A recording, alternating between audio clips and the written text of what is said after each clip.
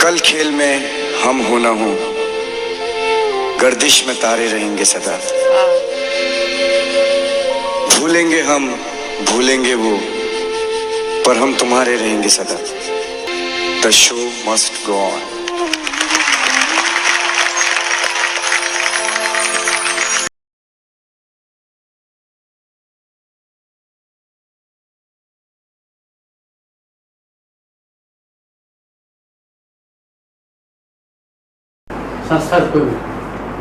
नारायण नारायण, नमस्कार और स्वागत। पृथ्वी रंगमंच बरुआ का शो मस्ट गो ऑन प्रस्तुत है। आज एक अभूतपूर्व शख्सियत नारायण, जो थिएटर और फिल्म से बराबर से अपनी साझेदारी निभा रहे हैं और एक बहुत ही हीरक नाम जिसे हम कह सकते हैं आज थिएटर और फिल्म का बन चुका है। आइए तो क्यों न हम उनके ही शब्दों में कुछ आपसे बातचीत करवाएं, और हमसे तो सिर्फ माध्यम है। तो नारायण जी नमस्ते। बहुत बहुत नमस्कार और स्वागत है आपका हमारे कानपुर के। चूंकि आप पैदा सुनते हैं, आप यहीं हुए हैं, और लेकिन कार्य क्षेत्र आपका शायद ललितपुर है। ललितपुर, और अब तो इस समय मुंबई, दिल्ली और नेशनल स्कूल ऑफ ड्रामा यानी राष्ट्रीय नाट्य विद्यालय के भी आप अभूतपूर्व बहुत ही अच्छी शख्सियत रहे हैं, छात्र रहे हैं, पास आउट हैं। तो नारायण जी ये बताइए कि आपका जो सफ़र, जैसे फिल्म में आपकी बील के पत्थर दोनों फिल्में कही आएंगी शुरुआती, अम्मा की बोली और काजी हाउस, ये दोनों फिल्मों में हमने सुना कुछ मतलब रिकॉर्ड है कुछ आपका? नहीं, अम्मा की बोली तो मेरी पहली फिल्म थी, तो उसका रिकॉर्ड यही है कि मेरी पहली फिल्म है, और वो आज अमेजॉन प्राइम पे एक ऐसी जो मेरी पहली फिल्म, डायरेक्टर नया, राइटर नया, प्रोड्यूसर नया, उसके बावजूद वो फिल्म अमेजॉन प्राइम पे 7.2 पे रन हो रही है। मेरे लिए बहुत बड़ी, यही मैंने सुना, इसीलिए रिकॉर्ड मतलब स्थापित किया आपने, क्योंकि रिकॉर्ड ही कहा जाए। हाँ, और सबसे बड़ी बात यह है कि ये फिल्म जो है 0 पब्लिसिटी पर रिलीज हुई, कि कुछ कारण थे जो थोड़े, उसकी वजह से ये फिल्म थोड़ा डिले हुई। तो जो हमारा प्रोड्यूसर था उसने हाथ खींच लिए, तो बाद में जब ये रिलीज हुई तो कोई भी पब्लिसिटी के लिए आगे नहीं आया। उसके बावजूद ये फिल्म जो है 7.2 उसने रेटिंग हासिल की। ये मेरे लिए बहुत बड़ी बात है। तो इसमें क्या, इस फिल्म में ताकत थी, इसके थीम में, या आपका नाम या काम? ये एक्चुअली आज की डेट में अगर आप देखेंगे तो फिल्म की जो ताकत है वो ना तो स्टार है, ना मतलब एक्टर है। अच्छी एक्टिंग रिक्वायर्ड है, बट जब तक स्क्रिप्ट अच्छी नहीं होगी आपकी फिल्म कोई देखेगा नहीं।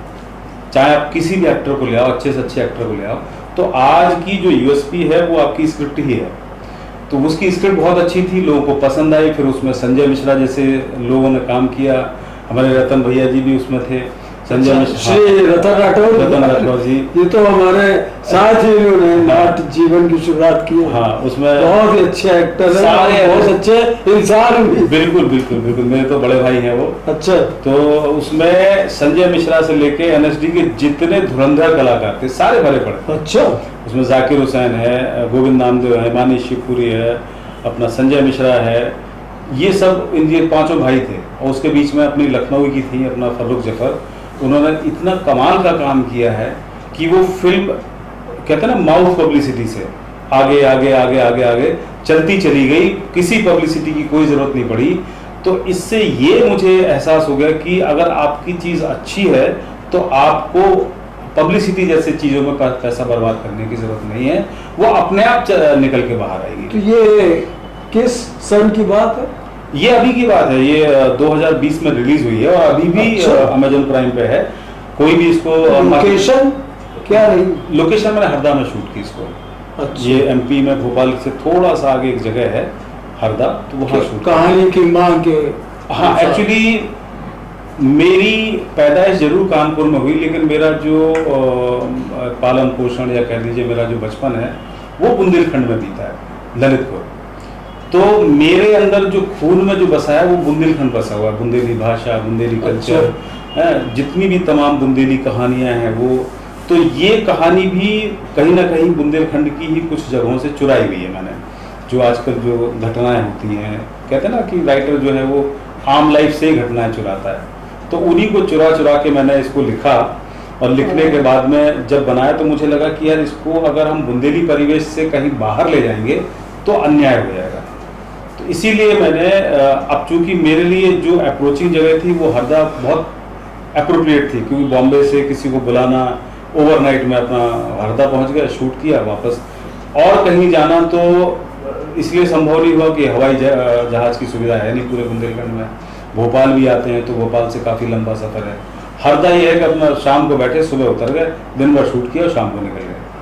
तो उल्टा आप क्या अभिनय, निर्देशन या लेखन किससे जुड़े हैं? शुरुआत ये कैसे होगी?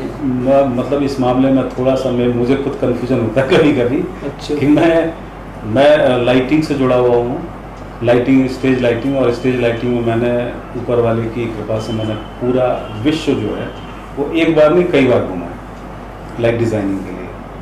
फिर राइटिंग से जुड़ा, शुरुआत मेरी राइटिंग से हुई, और राइटिंग भी घोस्ट राइटिंग से हुई।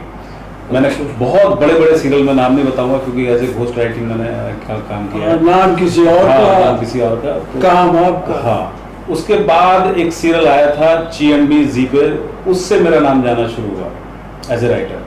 अच्छा। CNB बच्चों का सीरियल था। और क्या निर्माता मजबूर हो गया? हाँ, मतलब फिर नाम मेरा जाने लगा एज ए राइटर। उसके बाद फिर 2-3 सीरियल और आए। फिर हमारे नितिन देसाई जो बहुत बड़े आर्ट डायरेक्टर हैं, उन्होंने मेरे करीब 3-4 सीरियल जो है वो प्रोड्यूस किए, जिसमें से पद्मनी बहुत बड़ा सीरियल था, ये सोनी पे आता था। अच्छा। हाँ, उस सीरियल को लिखने के बाद मुझे कहीं ना कहीं लगा कि नहीं यार, ये बहुत लेबरस काम है और क्रिएटिविटी खत्म होती जा रही है। तो उसके बाद मैंने सीरियल लिखने बंद कर दिए और आज तक कोई भी सीरियल नहीं लिखा मैंने। फिर मैंने सिर्फ फिल्म लिखी और अपने लिए लिखी, और पहली फिल्म थी अम्मा, और अम्मा लिखने के बाद विदिन 6 मंथ मुझे प्रोड्यूसर मिल गया था, जो बहुत बड़ी बात है। तो दूसरी यानी काजी हाउस, दूसरी काजी हाउस मेरी वैसे तो चौथी फिल्म है, लेकिन एज ए प्रोड्यूसर मेरी पहली फिल्म है, वो मैंने प्रोड्यूस भी की है। अच्छा। और उसकी सबसे बड़ी खासियत यह है कि काजी हाउस इतिहास की वो फिल्म बनने जा रही है जो पहली फिल्म होगी बुंदेली भाषा में जिसका सेंसर हुआ है। बुंदेली भाषा में बहुत सारी फिल्में, ऑथोराइज्ड सेंसर, बुंदेली भाषा में बहुत सारी फिल्में बनी लोगों ने, लेकिन उसको हिंदी कह के प्रचारित किया, हिंदी कह के रिलीज किया, डर की वजह से कि पता नहीं चलेंगी कि नहीं चलेंगी। लेकिन मैंने उस डर से आगे जाके इसको बाकायदा बुंदेली में सेंसर लिया, बुंदेली में ही रिलीज करूंगा, उसको वर्ल्ड वाइड रिलीज करूंगा। क्योंकि आप एक चीज बताइए, बुंदेली भाषा को अगर मैं बुंदेलखंड में रिलीज करूंगा तो मेरा फायदा क्या हुआ बुंदेली में बनाने का? उसको जब मैं वर्ल्ड वाइड रिलीज करूंगा तो यही है ना, तब तो बुंदेली फैलेगी ना पूरे विश्व में। आज देखो आप, ये एक सीरियल आता है भाभी जी कभी घर पे हैं, भाभी जी घर पे हैं, उसमें एक कैरेक्टर है, मुझे लगता है वही सबसे ज्यादा पॉपुलर है जो बुंदेली बोलता है है ना। तो हमारी बुंदेली भाषा बहुत मीठी है, बहुत अच्छी है, और सबसे बड़ी बात यह है बुंदेली आंचल में इतनी कहानियां छुपी हुई हैं, इतनी नेचुरल कहानियां, अनटोल्ड कहानियां इतनी छुपी हुई हैं कि अगर आप पूरा जीवन दे दें तो मुझे नहीं लगता कि आप उसको खत्म कर पाएंगे फिल्म बनाने। क्या ब्रज से भी प्रभावित है? नहीं, ब्रज से प्रभावित नहीं है, बिल्कुल ही अलग आंचल है। यहाँ पे हिस्टोरिकल बहुत सी अनटोल्ड कहानियां छुपी हुई, जैसे काजी हाउस है। काजी हाउस मेरी लोग तो सुनाते हैं, किस्सों में सुनाते हैं, इतिहास में कहीं नहीं है, हिस्ट्री में कहीं है ही नहीं वो चैप्टर। ऐसी बहुत से राजा हुए हैं, चंदेरी का किला है, सोरई का किला है, देवगढ़ का किला है, उनके बारे में कहीं कोई इतिहास ही नहीं है, कहानियां बहुत सारी हैं। तो उन अनटोल्ड कहानियों को अगर बनाया जाए तो वो इतनी अच्छी, इतनी मार्मिक, इतनी लवेबल कहानियां हैं कि आप पूरी जिंदगी बनाते रहेंगे तो भी वो खत्म नहीं होंगे। अच्छा, ये बताइए नारायण जी कि व्यवसायिक धरातल पर आपका क्या अनुभव है? व्यवसायिक धरातल पे संघर्ष है, और थोड़ा नहीं बहुत ज्यादा है। उसके लिए क्या प्रयासरत हैं? बिल्कुल प्रयासरत हूँ। मेरी कोशिश ये है कि हम जो है, सबसे पहली कोशिश तो ये होनी चाहिए कि आप कम से कम बजट में आप अपनी फिल्म बनाएं, दर्शकों तक ले जाएं, क्योंकि बुंदेली जो दर्शक है अभी इतना जागरूक नहीं है कि आपकी भाग के फिल्म दिखेगा, उसको पकड़ के दिखानी पड़ेगी। उसको पकड़ के दिखाने का मतलब हमें उसकी जेब से पैसा निकालना है, वो निकाल के नहीं देगा आपको, ठीक है। तो वहाँ अभी थोड़ा सा संघर्ष है कि मुझे लोगों में इंटरेस्ट पैदा करना पड़ेगा कि हाँ यार बुंदेली कहानियाँ हैं, देखने लायक हैं, हम देखेंगे। तो और पहली बात हमें उनको ये भी एहसास कराना है कि भैया ये काजी हाउस बनाई है मैंने, आप पैसा दोगे तो मैं दूसरी बनाऊंगा, नहीं दोगे तो नहीं बनाऊंगा भैया, नहीं घर बैठे हैं। तो ये भी एहसास कराना उनको बहुत ज़रूरी है। संघर्ष तो है, पैसा फिल्म का आज की डेट में इतना मुश्किल हो गया रिकवर करना, इतना मुश्किल, जितने भी OTT आ गए हैं, इतने बहुत रूड भाषा में इस्तेमाल कर रहा हूँ, वो इतने बदमाश हो गए हैं। उनको मालूम है कि ये फिल्म 1 करोड़ की बनी है, आपके लगाएंगे 20 लाख रुपए, तो उनको मालूम है कि 80 लाख का नुकसान तो आपका पहले ही कर दे रहा है। लेकिन दर्शक जो है वो तो, जहाँ तक मेरा मानना है, दर्शक तो को इससे क्या मतलब कि क्या लागत आई है, क्या रुपया है, किस भाषा में है। नहीं, दर्शक तो अगर दर्शक अगर मनोरंजन चाहता है, दर्शक अगर अच्छी चीज देखना चाहता है तो उसको पे करना पड़ेगा, बिल्कुल, तब पे करेगा और पे करेगा तभी हम दूसरी फिल्म बना पाएंगे।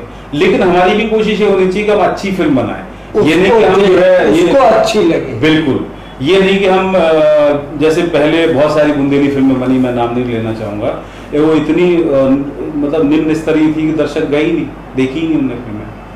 तो आप उनको एक स्तर देंगे, उनको एक अच्छी कैटेगरी देंगे, उनको उनका मन का टेस्ट देंगे तो दर्शक जाएगा, क्यों नहीं जाएगा। तो अच्छा माफ कीजिए, आप ये तो पसंद करेंगे और मानना भी चाहेंगे कि अगर बुंदेली भाषा का कोई जीरो है, मतलब जानकारी नहीं है बिल्कुल, तो भी आपकी फिल्म देखे और पसंद करे, ये भी चाहिए। हमारी उपलब्धि है, मेरी उपलब्धि वही है कि मैं फिल्म ऐसी बनाऊं जो बुंदेली तो समझे ही समझे, उसको नॉन बुंदेली भी समझे। इसलिए मैंने बुंदेली को हल्का सा डाइल्यूट भी किया है, क्योंकि अगर मैं प्योर रखूंगा तो प्योर फिर तो वो बुंदेली ही समझ पाएंगे। इसलिए बुंदेली को डाइल्यूट करके उसको हमें फैलाना है ताकि लोगों को पता चले। जैसे भाभी जी घर पे थी, वो अच्छा आर्टिस्ट वो डाइल्यूट करके बोलते हैं, वहाँ देखिए गौड़ हो जाती है भाषा, गौड़ हो जाती है। और जहाँ अच्छी चीज होती है वहाँ तो हर चीज गौड़ हो जाती है। आज चाइनीज कोई अच्छी फिल्म आती है, मैं तो देखता हूँ, बड़े मजे से देखता हूँ, समझ में नहीं आती, लेकिन घटना से पता चलता है कि ये क्या चल रहा है। तो अगर अच्छी चीज है तो लोग देखेंगे। जैसे अभी मैं एक फिल्म लिख रहा हूँ, बहुत अच्छी फिल्म है, सब्जेक्ट बहुत अच्छा है, अभी शायद 40-45 मिनट की लिख चुका हूं मैं, उसमें एक भी डायलॉग नहीं है।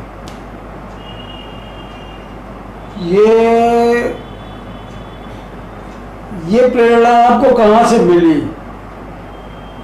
डायलॉग न लिखने की, मतलब ऐसी फिल्म हो। हाँ, नहीं, एक्चुअली मेरी कोशिश है कि बुंदेली भाषा को जब मैं बाहर पहुंचाना चाहता हूं तो मेरी कोशिश ये रहनी चाहिए कि सबकी समझ में आए। समझ में कब आएगी? जब उसमें कम से कम डायलॉग हो, एक्सप्रेशन ज़्यादा हो, मूवमेंट ज़्यादा हो, जो घटनाएं हैं वो ज़्यादा हो, और घटनाएं ऐसी हो जो आदमी देखते ही समझ जाए अच्छा ये चल रहा है। तो एक बात आपने जो अभी कही है कि जिसमें एक भी डायलॉग नहीं है, हाँ। तो हमें सत्यजीत रे की याद आ गई। हाँ, उन्होंने अब ये आप कृपया ये पूछे उनसे ऐसा क्यों? तो हम जवाब देंगे कि फिल्म की जो भाषा है जी, वो भाषा दृश्य की है, आँख की है, और देखती पहले बोलती बाद में है, वो बताती है दिमाग को भी बोलो, देखो ऐसा हो रहा है। ये पकड़ किसी जमाने में और भी निर्देशकों में थी, जैसे बिमल राय में थी, गुरदत्त में थी। इसने समझते थे कि कैमरा ये शीशा नहीं है, ये लेंस नहीं है, ये आँख है, और बाकी बातें तो बात किया। एक्चुअली हम लोग इसीलिए आपने बहुत ही गहराई में डीओपी को हम लोग इसीलिए ईश्वर करे आपको बहुत ही सफल करे, क्योंकि आज ये पहले शख्स हैं, इतने कलाकारों से, निर्देशकों से, लेखकों से मेरी भेंट हुई है, लेकिन पहले शख्स है जिन्होंने फिल्म की उचित भाषा को पकड़ा है, जो कभी बिमल राय, गुरदत्त और सत्यजीत रे जानते थे। आज भी कुछ है, लेकिन अब वो बेचारे इस समय शांत है और उम्र भी हो गई है, जैसे अपने श्याम बेनीगल जी हैं, ये सब तो अब एक तरह से वही धरोहर कहे जाएंगे। नहीं, लोगों में ऐसे कम आ रहे हैं जो मूल भाषा समझते हो और फिर अब तो एक होड़ लगी कि उन्होंने ऐसी बनाई, वो हम भी चल गई, बनाते हैं। उन्होंने बनाई। हमारे पास कॉपी आपको मैं बाटी की गंध नहीं है, बिल्कुल। यानी बेसिक फंडा नहीं। हमारा जो बॉलीवुड है वो सिर्फ कॉपी की फिल्में बनाता है। क्यों बनाता हाँ। है? क्योंकि कोई भी प्रोड्यूसर रिस्क लेना नहीं इसीलिए चाहता। आप देखिए दक्षिण भी साउथ पे चले जाओ, आप हर साउथ की जो भी फिल्म आएगी वो एक नए सब्जेक्ट पे आएगी, नया विषय होगा। लेकिन जो भी हमारी बॉलीवुड में बनेगी वो उनकी कॉपी उठा लेंगे और हमें पता चल जाता है कि फलाने फिल्म की ये जबकि कॉपी आगे नहीं है, आगे नहीं है। साउथ आगे नहीं कहा जाएगा, साउथ इस मामले में है आगे। परिष्करण नहीं कहा जाएगा। नहीं सर, आप मतलब आप थोड़ा सा देखिए, आप साउथ की फिल्मों का बजट बहुत ज्यादा है, साउथ की फिल्मों का डिसिप्लिन बहुत अच्छा है, हाँ जी, साउथ की फिल्मों का निकल आता है। हाँ, और साउथ की फिल्मों का जो टेक्निकल एस्पेक्ट है, जितना भी आप उनका फाइटिंग देखिए, क्या इसका कारण है? उनकी अनुशासन जी, उनका डिसिप्लिन। उधर आज भी अगर 7 बजे की शिफ्ट है, अगर कोई 7:15 पे आता है तो वो सेट से बाहर कर दिया जाता है। हाँ। हमारे यहाँ पे वो है कि अगर सुबह 7 बजे की शिफ्ट है और हमारा हीरो अगर 2 बजे आ रहा है, अनुशासन ना। हाँ, और उसी अनुशासन से फिल्में बन रही है। आप टेक्निकल उनका काम देखो, अब जैसे बाहुबली उठा लो, आप मुझे एक फिल्म उठा के दिखा दो हिंदी जिसमें कंप्यूटर ग्राफिक इतने स्तर का वो हो, समझौता नहीं, कोई समझौता नहीं है, कोई समझौता नहीं है। बेसिक यानी धरातल तो रंगमंच आपका भी रहा है जी जी और देखा जाए तो विश्व सिनेमा का भी। जी जी तकनीक तो अब आई है, विज्ञान तो अब आया है, उससे पहले तो हम सब अनुष्ठान और रंगमंच और नाटक बिल्कुल। से शुरू हुए हैं। तो कृपया ये बताएं कि रंगमंच जो आज बहुत ही गंभीर काल से गुजर रहा है, तो क्यों ना 2-4 आपके शब्द प्राप्त हो जो रामबाण की तरह इसका इलाज कर सकें और हम रंगमंच प्रेमी, रंगमंच करता जो आज बहुत ही संक्रमण काल में है, बहुत ही दयनीय स्थिति में है रंगमंच और हिंदी रंगमंच खास तौर से, तो कृपया ये बताएं कि रंगमंच में आप कहाँ से आपकी शुरुआत हुई और कैसे? रंगमंच की शुरुआत मेरी हुई, मैं बहुत छोटा था जब हम लोग ललितपुर शिफ्ट हुए थे। तो हमारे यहाँ पे रामलीला होती है, हर जगह होती है, तो हम लोग देख देख के ना बड़े प्रभावित होते थे कि यार मैं भी मंच पे खड़ा हूँ तो कैसा लगूंगा। तो शुरुआत तो वहाँ से हुई, लेकिन इसकी जो कहते हैं ना एक पराकाष्ठा, वो कॉलेज में स्कूल में जाकर हो गई कि मैं स्कूल में वर्णी कॉलेज में पढ़ता था, वहाँ हमारे एनुअल फंक्शन में नाटक होते थे बहुत सारे। तो मैंने पहले एक में नाटक में भाग लिया तो बड़ा लोगों ने पसंद किया, अच्छा नाटक ये वो। दूसरे नाटक में लिया तो उसके बाद तो फिर ये हो गया कि मतलब नाटक मेरे ऐसा घुस गया अंदर कि नाटक ना हो तो मैं बढ़िया बेचैनी हूँ। दूसरे तीसरे साल तक आते आते वर्णी कॉलेज के जितने नाटक हो रहे हैं सब में मैं ही लीड रोल कर रहा हूँ, सब में मैं ही लीड रोल कर रहा हूँ। फिर ये हो गया कि मतलब मैं आपको सच बता रहा हूँ, मैंने 3 साल फेल किया है नाटकों के चक्कर में। मुझे लगा कि यार मैं वर्णी कॉलेज से निकल जाऊंगा तो मुझे तो नाटक करने को नहीं मिलेगा। तो ये मेरी पराकाष्ठा थी कि मैंने 10th से जो है बंक करना शुरू किया। 10th के एग्जाम ही नहीं दिए, फिर 10th में पढ़े तो मेरे टीचर चिल्लाएगा अबे फेल हो जाओगे तो स्कूल से निकाल दिए जाओगे। तो अब स्कूल से भी नहीं निकलना था, तो अगले साल पास किया। फिर जो है 11th में बंक किया, फिर 12th में बंक किया। ऐसे मैंने अपनी 12th 3 साल डिले की।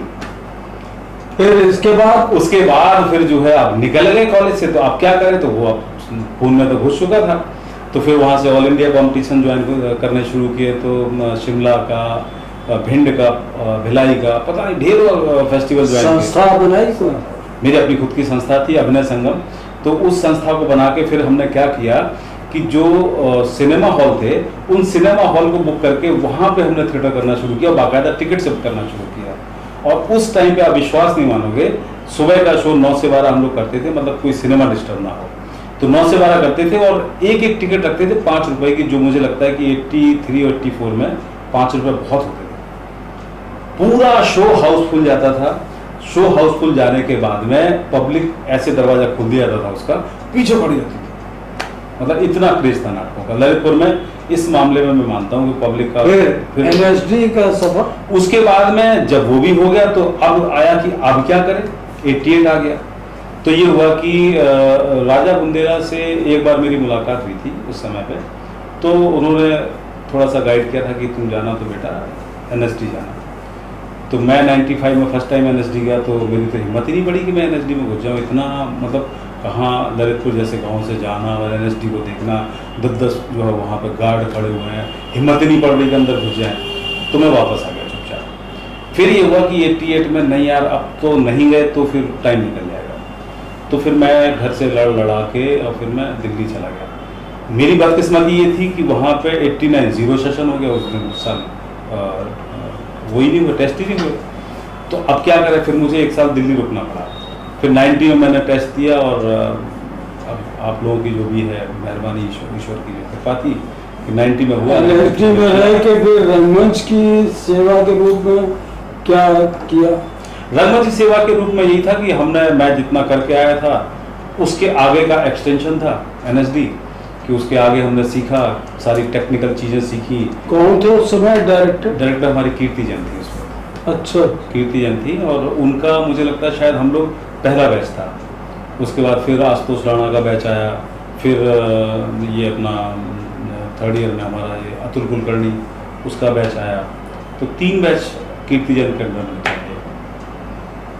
तो रंगमंच को आप हिंदुस्तान में, जो कि कर्णधार तो यही है जब सिनेमा तकनीक आई, आज भी एनएसडी और जो है रंगमंच सीख करके पढ़ के निकलते हैं तो सिनेमा की ओर उनका चेहरा होता है। और वहीं से तो क्या रंगमंच इस तरह सिर्फ एक सहारा बन जाएगा?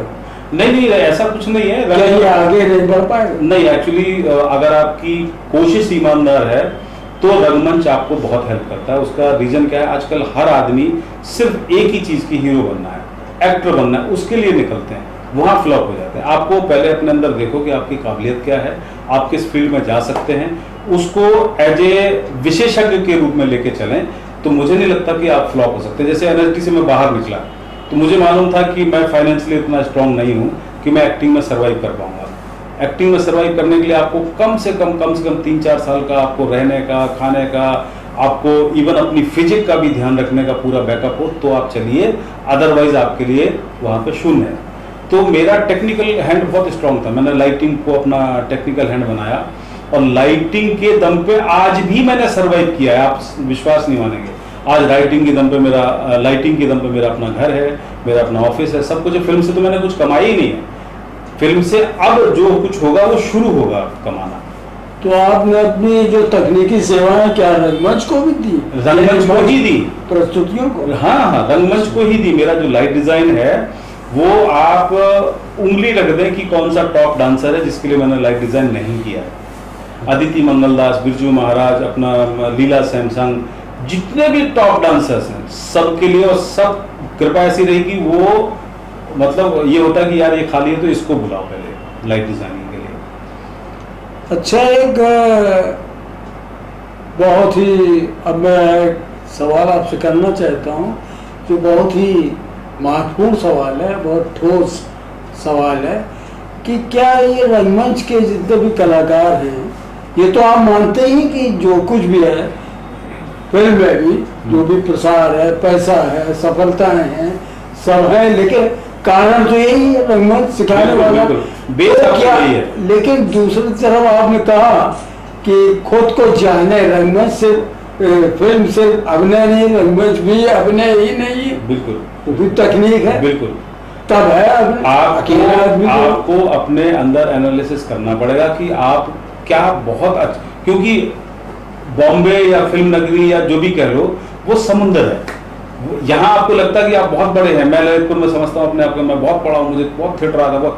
जब मैं बॉम्बे आता तो मुझे लगता नहीं यार मैं अभी यहाँ पे। लेकिन सिनेमा की ओर मुख करने वालों को भी आप गलत नहीं कह सकती, बिल्कुल नहीं, क्योंकि आफ्टर जीवन गुजारने के लिए आपको सर्वाइविंग के लिए धन चाहिए। क्या रंगमंच वो नहीं दे सकता? रंगमंच दे सकता है, लेकिन उसके लिए आपकी, वही मैं कह रहा हूँ, कोशिश आपकी ईमानदार होनी चाहिए। आप वहाँ पे, जैसे मैं आपको बहुत छोटी सी चीज़ बताता हूँ, लोग थिएटर से दूर क्यों हुए, मतलब आम पब्लिक की बात मैं कर रहा हूँ, क्योंकि हमने अपनी पसंद का थिएटर करना शुरू कर दिया। हमने पब्लिक की पसंद का थिएटर नहीं किया। पब्लिक को क्या चाहिए? पब्लिक को एक अच्छा हंसता खेलता एक ऐसा प्ले चाहिए या ऐसा कोई ड्रामा चाहिए कि पब्लिक आए, अपने दुख दर्द भूल जाए, अपने नाटक देखे, एंजॉय करे तो दोबारा भी आएगी। अगर हम उसको गूढ़ बड़े उसको और आदर्शवादी और पब्लिक को स्पून फीडिंग करना शुरू कर दें, पब्लिक को ये कहेंगे नहीं तुम मूर्ख हो, हम तुम्हें बता रहे हैं, वो बहुत अच्छी चीज है। इंटीमेशन नहीं, आपको पब्लिक के हिसाब का नाटक करेंगे, आपका हिट होगा। जैसे मैं हूं, मैं राजा मास्टर के मैंने कम से कम 20-25 शो किए, मुझे काफी पैसा मिला। आदमी वैसा थिएटर क्यों नहीं करता? आप वैसा थिएटर करिए, आदमी जाएगा, देखेगा, एंजॉय करेगा। हाँ, आप छिछला थिएटर मत कीजिए, अच्छा थिएटर कीजिए, कॉमेडी कीजिए, सीरियस कीजिए, लेकिन उसका जो आधार है वो कम से कम पब्लिक से जुड़ा हो, सामान्य। अब जैसे बहुत बड़े बड़े एनएसडी में हमारे टीचर हैं, मैं बिल्कुल नाम नहीं लूंगा, ऐसे ऐसे नाटक कर दिए कि सिर्फ 3-4 लोग बैठे देख रहे हैं, वो भी कौन? बड़े बड़े विशेषज्ञ, जिनको अगर नहीं देखेंगे वो भी चलेगा तो बड़ी छीछा लेदर हो जाएगी, उस टाइप से। तो अब पब्लिक भाग रही है, वही कारण है कि उन्होंने इतने मतलब गूढ़ नाटक कर दिए हैं कि पब्लिक सोच के भी सोच नहीं पाती, चली जाती है। और फिर उनको पब्लिक को लगता है अच्छा यही नाटक है। संस्थाएं हैं, उन्हें भी आप यही संदेश देना चाहिए। बिल्कुल, आप नाटक कीजिए, अच्छे कीजिए। आज बॉम्बे में बहुत अच्छे नाटक चल रहे हैं। अब देखो ना आप, ये है अपना बाजी है, अपना ये क्या नाम, राज बब्बर की वाइफ का नाम नादरा जी, हम लोग बाजी बोलते हैं तो नाम भूल जाते हैं उनका। तो नादरा जी है, दबा के थिएटर कर रही है, लेकिन उनके थिएटर कैसे थे? ये है मुंबई मेरी जान, जो कि आप कोई सीरियस थिएटर वाला होगा नहीं उठाएगा है। उनके ऐसे थिएटर होते हैं, क्यों होते हैं? क्योंकि वो पब्लिक को पकड़ के रखा हुआ है और उनके सारे के सारे शोज हाउसफुल जाते हैं। सेम ऐसे मकरंद देशपांडे के, ये लोग भी तो शो कर रहे हैं, ये लोग भी थिएटर से पैसा कमा रहे हैं। अन्य भाषाओं में भी मेरा ख्याल है इस समय हिंदुस्तान में सिर्फ मराठी थिएटर सफल है। क्योंकि वही नहीं, मराठी नहीं, गुजराती बहुत फेमस है, बंगाली थिएटर बहुत फेमस है। कभी था, वहां पे जाते हैं लोग, आज भी है। आज जो मेरी बैचमेट है अनंतिता, शोज करती है, उसको शो जाते हैं।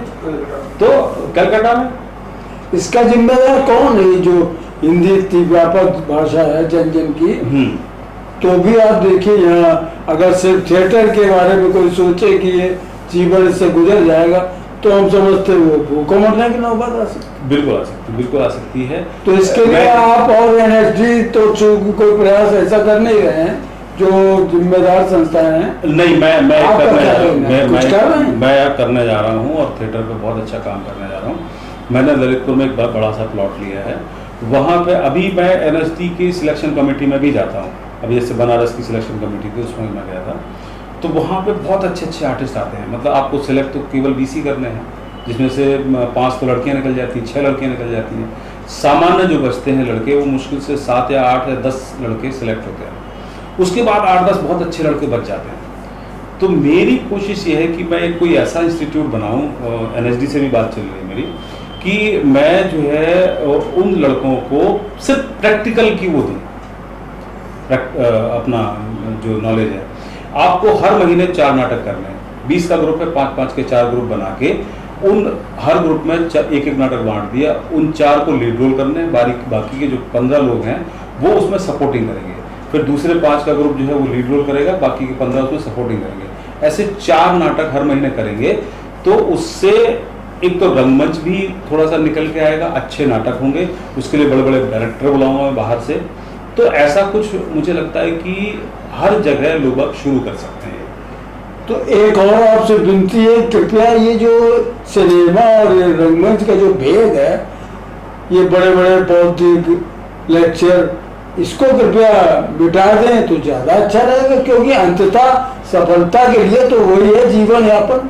वो नहीं होगा तो न थिएटर हो पाएगा, न फिल्म हो पाएगा। नहीं हो पाएगा। मुझे जहाँ तक लगता है कि जैसे एक बाउंड्री है, इसके लिए भी कुछ बाउंड्री है ना, कि हम सिर्फ थिएटर के लिए बने हैं, हम फिल्म नहीं करेंगे, वो खत्म हो जानी चाहिए। हम थिएटर भी करेंगे, हम फिल्म भी करेंगे। क्योंकि हमें थिएटर करना है कि हमारे जो मन का अंदर का सुकून है वो मिल सके। हम फिल्म करेंगे कि हमारी भूख मिट सके, हमारा पेट भर सके। नो डाउट फिल्म से हमें इमीडिएट पैसा मिलता है, रंगमंच से उतना नहीं हो। कितना नाटक है, मन से भी सशक्त हो सके, क्योंकि हमें फिल्म में बेस तो चाहिए। बेस क्या है? थिएटर है। थिएटर नहीं होगा तो फिल्म में नहीं, रीढ़ की हड्डी है। आप देखो ना, नसीर भाई के सामने रीढ़ की हड्डी झुक गई। आज भी थिएटर करते हैं नसीर भाई, थिएटर करके आए होंगे। जैसे लोग थे, एक नहीं होगा। जी। तो हम आज की दौर में हमें बाउंड्रीज थोड़ा सा तोड़नी पड़ेंगी, बल्कि हटानी पड़ेंगी। हम फिल्म भी करते हैं, हम थिएटर भी करते हैं। थिएटर से हमें मन की शांति मिलती है और फिल्म से हमें पेट की भूख मिलती है, पेट की आग मिलती है। तो वो दोनों चीज़ें हमें साथ साथ लेके चलनी पड़ेंगी आज के दौर में। तो नारायण जी, तमाम तो बातें हो गई, कृपया आप 2 शब्दों में दर्शकों से भी कुछ अपनी जो ठोस बात है, हालांकि कह चुके हैं आप, फिर भी आगे बढ़ने के लिए आज की जो स्थिति है, भारत हर क्षेत्र में आगे बढ़ रहा है, बिल्कुल, तो क्यों ना जो अभिनय क्षेत्र है, मंच का क्षेत्र है, फिल्म का क्षेत्र है, इसमें भी आगे बढ़े। नहीं, मेरी सिर्फ एक ही वो है सलाह है कि आप लोग जो है बेस जरूर मजबूत रखें। बेस थिएटर है और थिएटर को अच्छे से कर लें, उसके बाद फिल्म में जाएं। क्योंकि फिल्म आप किसी की नकल करके नहीं जा सकते कि अमिताभ बच्चन ऐसे बोलता है तो मैं भी ऐसे डायलॉग बोलूंगा, मैं फिल्म में चला जाऊंगा। तो आप फिल्म में नहीं जा सकते हैं। आप फिल्म में तभी जा सकते हैं जब आपका अपना खुद का एक जो एक्टर है, आपकी स्टाइल है, वो जब डेवलप होगी, वो तभी डेवलप होगी जब आप अच्छा थिएटर करेंगे, और वही आपका बेस है। तो आप अपने बेस को बना के उसके बाद जब बम्बई जाएंगे, तो बम्बई में मैं और बहुत सारे लोग बैठे हैं, आपका स्वागत करेंगे। आइए, मैं भी फिल्म बनाता हूँ, बहुत सारी फिल्में बनाएंगे, हो सकता है आपसे मुलाकात हो। आइए, मैं आपसे ज़रूर मिलूंगा। बहुत बहुत धन्यवाद नारायण जी। Thank you. और नमस्कार दोस्तों, मैं आपका मोहित बर्मन। आपने रामा जी की बातचीत सुनी, अब मैं चाहूँगा इनको सम्मान करेंगे। हमारे रतन भाई बहुत सीनियर एक्टर हैं, वो आए, उनको शाल प्रदान करें। जीवन संगी कल भी कोई दोहराएगा, जग को हंसाने बहरूपिया, रूप बदल फिर आएगा।